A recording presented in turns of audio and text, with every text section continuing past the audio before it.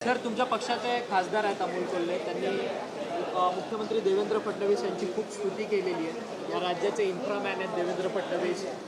त्याच्यानंतर गडकरींसारखं त्यांचं काम सातत्याने आहे. ते आम्हाला नेहमी मदत करतात, अशा पद्धतीचं त्यांनी वक्तव्य केलेलं आहे. जर आमच्याकडं ऑफर आली तर विचार करू, अशा पद्धतीचं एक सूचक वक्तव्य त्यांनी केलं. आता खरं तर ते वक्तव्य आम्ही काय अजून ऐकलेलं नाही, पण सहसा आपण बघितलं अमोल कोल्हेंची एक बोलण्याची स्टाईल असते. ते फिरकीसुद्धा तिथं घेत असतात. त्यात बोलत असताना त्यांनी जर सांगितलं असेल प्रस्ताव येऊ द्या मग आम्ही बघतो, असं जर त्यांनी बोललं असेल तर कदाचित त्यांचं मत असेल एकदा आल्यानंतर बघा कसं आम्ही बॅटिंग करतो आणि ते तिकडं फेकून टाकतो. कारण का त्यांची जी सिरियल होती महात्मा फुलेंची ती कोणामुळे बंद पडली ते त्यांनाही माहिती आहे ना आम्हालासुद्धा माहिती. त्यामुळे ते कुठेही त्या बाबतीतला निर्णय घेतील असं मला वाटत नाही. इन्फ्रास्ट्रक्चरच्या बाबतीत बोलायचं झालं तर गडकरी साहेबांबद्दल कदाचित त्यांना खूप चांगलं माहीत असावं, पण महाराष्ट्रात इन्फ्रास्ट्रक्चरची कामं ज्या पद्धतीने केली जातात हे आम्हाला तिथं माहिती आहे. त्यात काय होतं हे आम्हाला तिथं माहिती आहे. त्यामुळे मोठे मोठे इन्फ्रास्ट्रक्चर हे आणले जातात, घेतले जातात, केले जातात, पण त्यात काय काय गोष्टी होत असतात हे कदाचित मी आणि अमोल कोल्हे साहेब त्याच्यामध्ये बसू. पण एक आहे, आज भाजपमध्ये बोलायला गेलं, महायुतीमध्ये बोलायला गेलं तर देवेंद्र फडणवीस साहेब ॲज अ लीडर हे नक्कीच तिथं मोठे आहेत.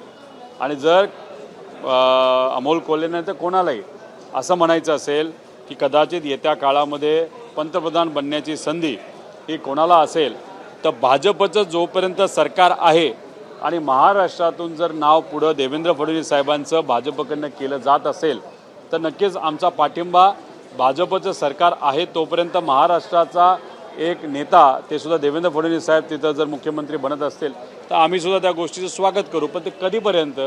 29पर्यंत. कारण 29 नंतर काँग्रेस आणि आमच्या विचाराचं त्या ठिकाणी सरकार येणार आहे, त्यावेळेस दुसरा पंतप्रधान आणि मुख्यमंत्री तिथं असणार आहे. त्यामुळे आहे तोपर्यंत संधी घ्यावी. आणि माझं एवढंच मत आहे की महाराष्ट्रावर जो अन्याय आज होतो आहे, खास करून केंद्र सरकार जे करते आणि गुजरातचा जो विकास होतो आहे तसा विकास अजून जास्त पद्धतीने महाराष्ट्राचा झाला तर आम्ही अजून जास्त चांगलं स्वागत करू शकतो. तुमच्या पक्षात सतत दोन मतप्रवाह पाहायला मिळतात. काही जणांचं म्हणणं आहे की आपण काँग्रेससोबत गेलं पाहिजे, तर काही जणांचं थेट एनडीए सोबत जाण्याचं मत आहे. आणि त्याचाच एक जर कुठेतरी दाखला द्यायचं झालं तर हे अमोल कोल्हेंचं वक्तव्य म्हणावं लागेल. जर आम्हाला इकडं संधी मिळत असेल तर आम्ही त्याचा विचार करू. खरंच दादा असं होऊ शकतं, कारण तसं झालं तर कोणासोबत हा बघा, काही झालं तरी आमदार आणि खासदार आमचे काय फुटणार नाही. सगळ्या खासदारांवर आमचा विश्वास आहे, डॉक्टर अमोल कोल्हेंवर पण विश्वास आहे, त्याबरोबर आमदारांवर आमचा विश्वास आहे. त्यामुळे तसं काय होणार नाही. विषय एवढाच आहे, कुणी कुठंतरी चर्चा केली असावी, नाही तर भाजपमधून मुद्दामून काही लोक अशी चर्चा पेरत असावे. पण काही झालं तरी आमचा पक्ष फुटेल असं मला तरी वाटत नाही. परंतु जी भूमिका विरोधकांना घ्यायची असते ती भूमिका विरोधक घेत नाही आहेत का? अमोल कोल्हे सातत्यानं स्तुती करतात आहेत, मग त्यांना काय भाजपची ओढ लागली आहे का? हे कधी कधी विरोध पण करतात ना, आणि बहुतांश वेळेस विरोध केलेला आपण बघितलं आहे. आज जे हे स्टेटमेंट आहे ते थोडंसं आम्हालाही नवीन वाटतं आहे, आश्चर्यचकित वाटतं आहे, पण कुठल्या कंटेक्स्टमध्ये ते बोललेत हे समजून घेणं पण तितकंच महत्त्वाचं आहे. पण याच्या आधी भाजपबद्दल, भाजपच्या नेत्यांबद्दल, महायुतीच्या नेत्यांबद्दल डॉक्टर अमोल कोल्हे हे आक्रमक भूमिका घेताना आपण सगळ्यांनी बघितलेलं आहे. त्यामुळे त्यांची भूमिका बदलेल असं मला तरी वाटत नाही, कारण ते विचाराचे पक्के आहेत.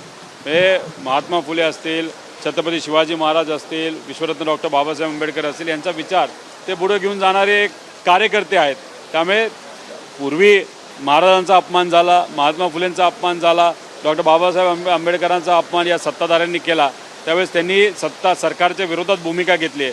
ते अचानक बदलतील असं मला तरी वाटत नाही. आगामी युतीची नांदी म्हणून या वक्तव्याचं सध्या बघितलं जाते. राजकीय विश्लेषण कसं करतात? राजकीय विश्लेषण करतील, करत राहतील, पण आमचा पक्ष काय फुटेल असं आम्हाला वाटत नाही. तुमचा पक्ष फुटला तर तुमची भूमिका काय? आमची भूमिका रस्त्यावरची आहे.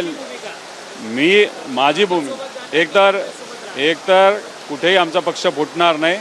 आत्ताही आमची भूमिका, माझी भूमिका भाजपच्या विरोधात आहे, महायुतीच्या विरोधात आहे. नंतर जर असं काही चुकून झालं स्वप्नात, हे होणार नाही हे माहिती आहे, पण तरीसुद्धा माझी भूमिका ही महायुतीच्या आणि भाजपच्या विरोधातली असणार आहे. आमचा पक्ष जाणार आहे, थोडे आमचा पक्ष जाणार आहे. आमचा पक्ष जो आहे त्याच्याबरोबर राहून आम्ही लढणार आहोत. काँग्रेस बरोबर राहून आम्ही तिथं नक्कीच लढू.